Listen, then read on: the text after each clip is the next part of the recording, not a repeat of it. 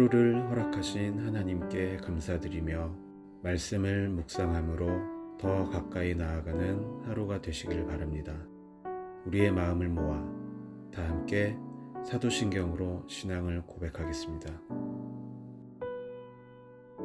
전능하사 천지를 만드신 하나님 아버지를 내가 믿사오며 그 외아들 우리 주 예수 그리스도를 믿사오니 이는 성령으로 잉태하사 동정녀 마리아에게 나시고 본디오 빌라도에게 고난을 받으사 십자가에 못 박혀 죽으시고 장사한 지 사흘 만에 죽은 자 가운데서 다시 살아나시며 하늘에 오르사 전능하신 하나님 우편에 앉아 계시다가 저리로서 산자와 죽은 자를 심판하러 오시리라.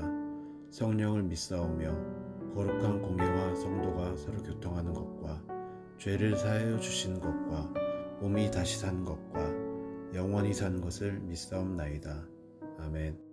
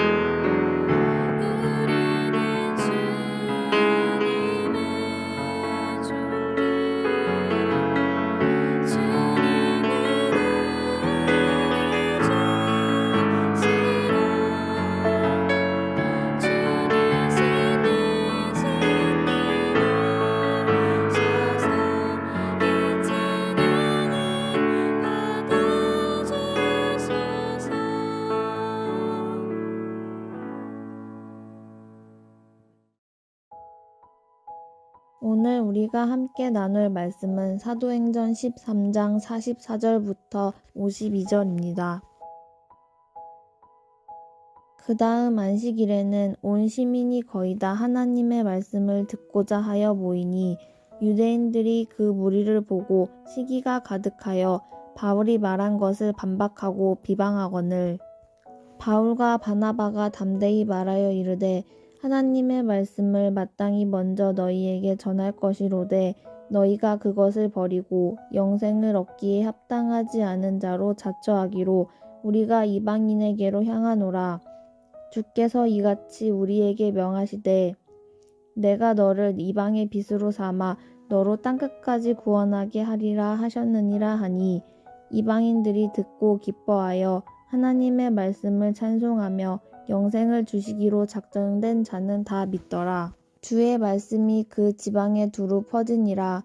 이에 유대인들이 경건한 기부인들과 그 신의 유력자들을 선동하여 바울과 바나바를 박해하게 하여 그 지역에서 쫓아내니 두 사람이 그들을 향하여 발에 티끌을 떨어버리고 이고니온으로 가거늘 제자들은 기쁨과 성령이 충만하니라. 아멘. 반갑습니다. 오늘 사도행전 13장 44절부터 52절을 중심으로 위대함이라는 주제 말씀을 함께 나누겠습니다. 어제 본문에서 유대인들과 유대교에 입교했던 유대교의 유대인들이 바울의 설교를 들은 후에 다음 주에도 복음을 전해 주십시오. 이렇게 이제 말합니다. 그때 바울은 항상 하나님의 은혜 가운데 거하라 라고 말을 했죠. 그리고 나서 한 주의 시간이 지났습니다. 이번에는 거의 온 시민이 바울로부터 하나님의 말씀을 듣기 위해서 모였습니다. 44절이죠. 그 다음 안식일에는 온 시민이 거의 다 하나님의 말씀을 듣고자 하여 모였다. 근데 아주 재미있는 현상이 나타났는데, 지난주에는 분명히 다음 안식일에도 이 말씀, 이 복음을 전해 주십시오 라고 했던 유대인들의 태도가 돌변합니다. 모여든 수많은 시민들을 보고는 갑자기 태도가 돌변해서 바울이 말하는 것을 막 반박하고 비방하더라는 거죠. 45절입니다. 유대인들이 그 무리를 보고 시기가 가득하여 바울이 말한 것을 반박하고 비방했다 되어 있습니다. 지난주에 우리로서는 어제인데 이 사람들로서는 지난주의 태도와 완전히 180도 달라진 겁니다. 그래서 바울과 바나바가 이렇게 말합니다. 46절, 47절. 바울과 바나바가 담대히 말하여 이르되 하나님의 말씀을 마땅히 먼저 너희에게 전할 것이로되 너희가 그것을 버리고 영생을 얻기에 합당하지 아니한 자로 자처하기로 우리가 이방인에게로 향하노라. 주께서 이같이 우리에게 명하시되 내가 너를 이방의 빛으로 삼아 너로 끝까지 땅 끝까지 구원하게 하리라 하셨느니라. 이렇게 말하죠. 그 결과 이방인들이 듣고 기뻐하고 하나님의 말씀을 순종하면서 찬양하면서 구원을 얻는 역사가 나타납니다. 48절, 49절 한 목소리로 읽을까요? 시작. 이방인들이 듣고 기뻐하여 하나님의 말씀을 찬송하며 영생을 주시기로 작정된 자는 다 믿더라. 주의 말씀이 그 지방에 두루 퍼지니라. 짧은 구절이고 오늘 본문이 사실 어떻게 보면 그렇게 어렵지 않은 본문입니다. 작은 그림에 불과합니다. 그런데 이것이 우리에게 굉장히 중요한 것을 말해줍니다. 이거는 단지 바울이 화가 났다 이런 게 아니고 먼저는 이방인들이 구원을 얻게 되는 과정을 아주 잘 설명을 하는 겁니다. 하나님의 구원이 유대인들에게 갇혀 있지 않고 이방인들에게까지 퍼져나가는 이런 과정에 대해서 아주 정확하게 보여주는 그림인데요. 처음에는 복음이 유대인들에게 갔습니다. 그들이 거부했습니다. 그 결과 복음이 이방인에게로 가는 내용입니다. 단순하죠. 근데 이거에 대해서 로마서에서 분명하게 이렇게 설명을 합니다. 로마서 11장 11절인데 함께 읽겠습니다. 시작. 그러므로 내가 말하노니 그들이 넘어지기까지 실족하였느냐? 그럴 수 없느니라. 그들이 넘어짐으로 구원이 이방인에게 이르러 이스라엘로 시기나게 함이니라. 그러니까 다시 말해서 유대인의 실패, 유대인의 넘어짐을 통해서 오히려 이방인들에게 구원이 임하게 됐다는 겁니다. 그러면 우리는 그냥 단순하게 생각해서 저런 멍충이들을 만나 구원이 얼마나 소중한 건지도 모르고 저렇게 예수님을 배척하고 죽이고 그렇게 하더니만 니네 꼴 좋다. 로마서는 그런 말을 하려는 게 아니라 이게 한 걸음 더 나아가서 어디로 갑니까? 12절로 갑니다. 우리에게 보여주려고 하는 건 12절인데요. 세상에서는 넘어짐을 망함이라고 부른다. 그러나 하나님은 그들의 넘어짐까지도 일하게 하시더라. 사용하시더라. 그것도 놀라운 열매를 맺게 하시더라. 근데 그렇다면 그들의 충만함은 어떻겠느냐? 이런 말입니다. 12절을 보세요. 그들의 넘어짐이 세상의 충만함이 풍성함이 되며 그들의 실패가 이방인의 풍성함이 되거든 하물며 그들의 충만함이리요. 이렇게 말하죠. 우리가 전에 자주 나누었던 말씀 중에 우리 못남과 실패와 실패를 가지고도 실수를 가지고도 하나님은 그것들이 일하게 하신다라고 말씀드렸던 적이 있습니다. 여러분, 넘어짐이 왜 좋은 것이겠습니까? 부끄러운 거고 부족한 겁니다. 그러나 하나님께서는 유대인들의 넘어짐으로도 일하게 하셨다는 거죠. 그들이 일했다는 게 아니라 그들의 넘어짐이 일하게 하셨다. 그들이 잘했다는 거 아닙니다. 못났죠. 그러나 하나님께서는 그들의 실패까지도 일하게 하셔서 이방인의 풍성함, 세상의 풍성함이 되게 하셨다는 겁니다. 우리에게 임한 은혜도 완전히 똑같은 것임을 믿으시기 바랍니다.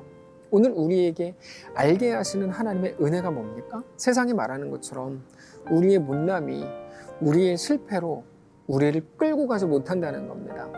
우리의 못남도 우리에게 못남으로서 역사하지 못하게 해서 더 존귀하고 놀라운 역사로 이끌어 가실 거라는 거죠. 우리가 늘 잘 아는 것처럼 하나님께서는 세상에서 당연하다고 생각되는 당연한 수순, 당연한 절차, 당연한 우리의 모든 결국을 바꾸십니다. 그들의 넘어짐이 망하게 하는 게 아니고 그들의 오히려 세상의 풍성함이 되게 하고 그들의 실패가 이방인의 풍성함이 되게 하신다는 거죠. 은혜입니다. 근데 그냥 단순하게 은혜다라고 한마디 말로 끝내버리기에는 너무 놀랍고 너무 오묘하고 신비한 일입니다. 둘째 아들입니다. 둘째 아들은 집 나가서 망하고 돌아옵니다. 근데 그의 망함이 영원한 망함이 되도록 놔두지 않더라는 거죠. 오히려 자라나게 했죠. 그가 뭐 잘한 게 있겠습니까?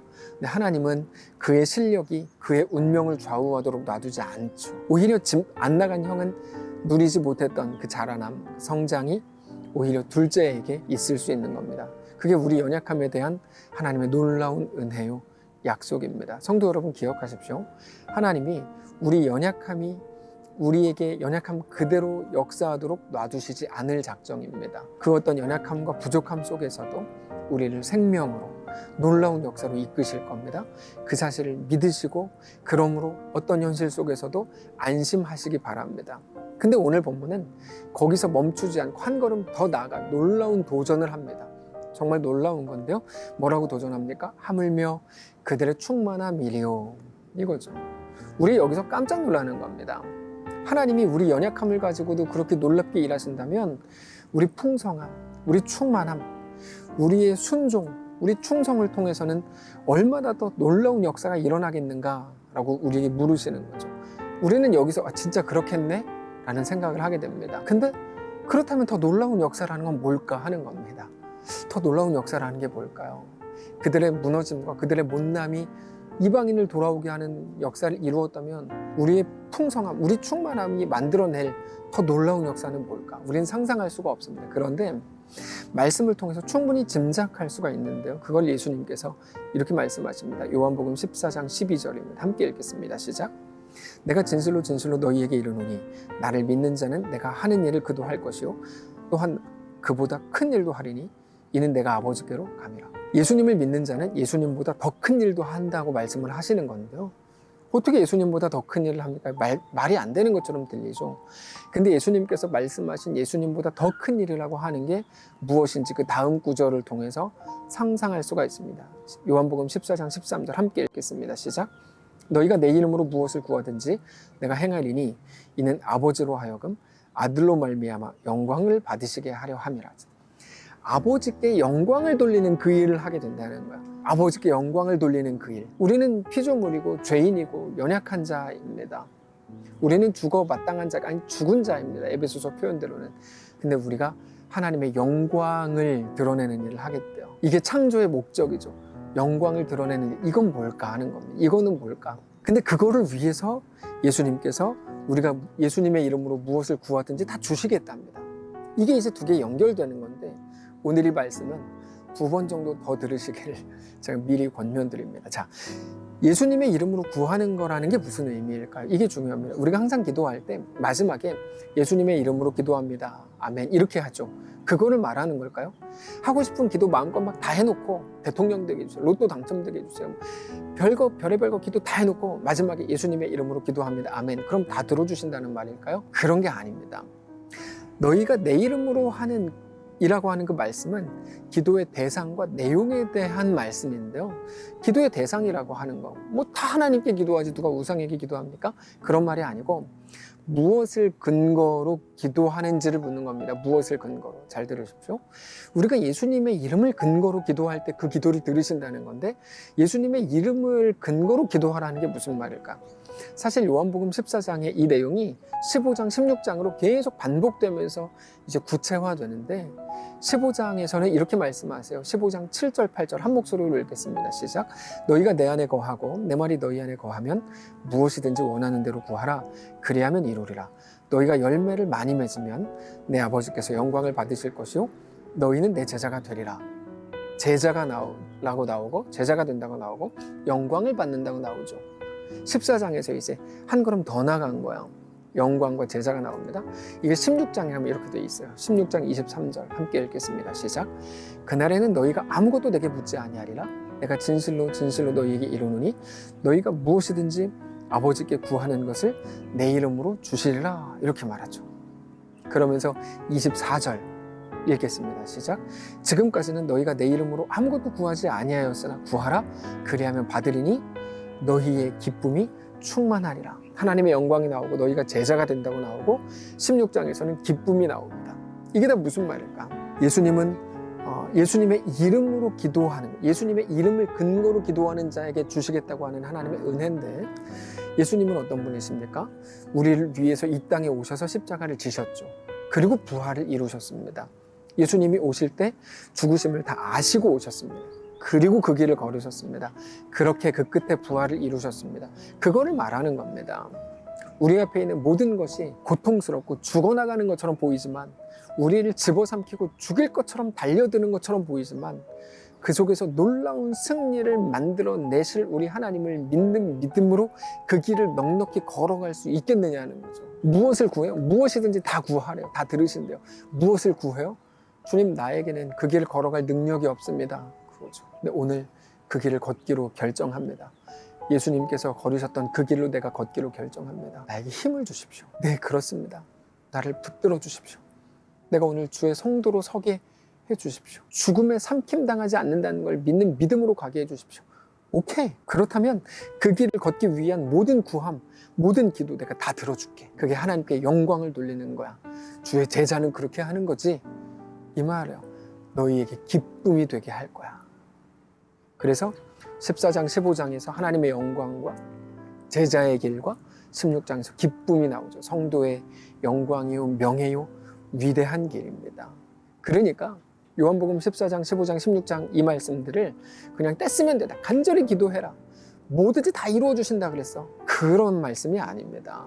기도의 대상, 어떤 근거로 기도할 건지, 무엇을 붙들고 기도할 건지, 무엇을 기도할 건지를 묻는 겁니다.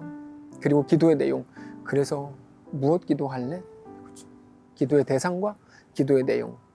그때 우리가 그 길을 가기로 할 때 하나님께서 넉넉히 이길 힘을 주신다는 겁니다. 우리 예수님이 죽음을 이기시고 부활하시는 것처럼, 죽음을 피하지 않은 결과 부활을 이루어내시는 것처럼, 오늘 예수님의 길을 가기로 결정하는 모든 성도들에게 이 놀라운 승리를 맛보게 하신다는 그 약속을 붙드실 수 있길 바랍니다. 그게 무엇을 구하든지입니다. 돈 주세요. 건강하게 해주세요. 모든 일 다 잘 풀리게 해주세요. 대통령 되게 해주세요. 우리 자식은 늘 1등만 되게 해주세요. 다 그냥 머리가 되고 꼬리가 되지 않게 해주세요. 머리가 돼서 다 밟을 수 있도록 도와주세요. 로또 당첨되게 해주세요. 예수님의 이름으로 기도합니다. 아멘. 그게 아니고요. 그 정반대입니다. 이 길을 가기를 원합니다. 못 갈 것 같은데요. 가게 해주십시오. 두려움 없이. 아니, 두려움 속에 있더라도 두려움에 갇히지 않고 넉넉히 이 길을 가게 해주십시오. 그 충만함.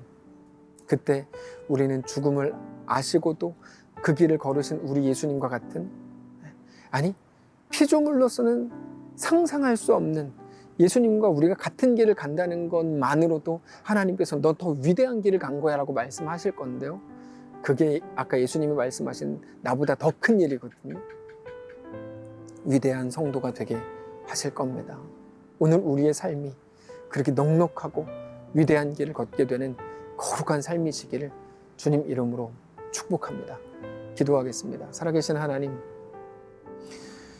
우리가 위대한 길 걷는 성도들이게 하옵소서. 연약한 우리들이지만 우리를 불쌍히 여겨주시고 정말 주님과 믿음으로 동행하며 하나님의 놀라운 은혜 가운데 거하는 사랑하는 모든 성도들 다 될 수 있도록 인도하여 주옵소서. 우리 연약함을 아시오니 불쌍히 여겨주시고 우리에게 매번 새로운 힘을 주시고 이 길을 넉넉히 걸어갈 힘을 허락해 주옵소서. 심각한 고통 가운데 하나님의 한결같은 은혜의 빛 구하고 있는 사랑하는 성도들과 가정이 있습니다. 살피시고 붙드시고 말할 수 없는 하나님의 은혜와 평안케 하신 역사가 충만케 하옵소서. 예수님의 이름으로 기도합니다. 아멘. 사랑하는 성도 여러분, 오늘 하루 믿음으로 이 길을 걷게 되시기를 바라고 넉넉하게 우리 주와 함께 승리하는 귀한 날 되기를 축복합니다.